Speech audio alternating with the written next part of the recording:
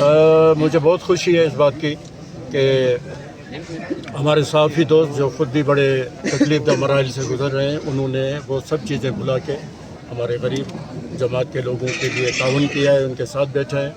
میں press club کا شکر گزار ہوں اور انہوں نے اپنا فرض انجام دیا ہے، اور میں انتظامیہ سے کہتا ہوں کہ بھائی آپ ایف آئی آر ضرور کاٹیں، کیونکہ کل بھی آنی ہے۔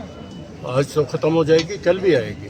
آپ اپنی عزت بڑھائیں، آپ قانون کو ہاتھ میں لینے نہ دیں کسی کو، اور خود ہی قانون پہ عمل کرائیں اور خود ہی ایف آئی آر کٹوا دیں۔ بڑی مہربانی۔ کسی سے بھی نہیں، کسی سے بھی نہیں۔ اللہ دیکھ رہا ہے، اللہ انصاف کرے گا ان غریبوں کے ساتھ بھی، اور جو بھی غریب جہاں پر ہے ان سے انصاف ہوگا۔ بالکل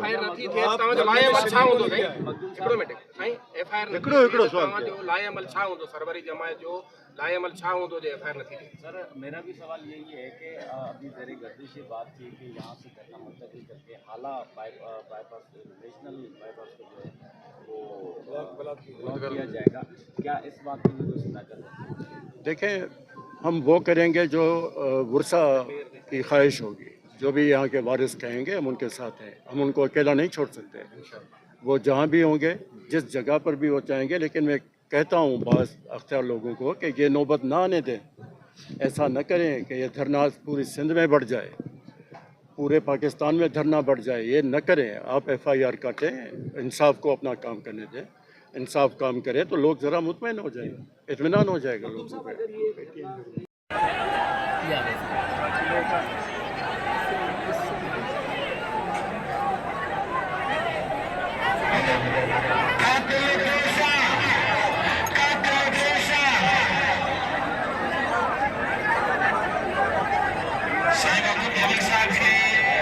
سانگڑ جي دھرنے میں ويٺل سانگڑ جي عوام جي اپيل آهي ته اهي ٿوري گهڻي علائق سانگڙ ۾ 3 ڏينهن تي ويٺل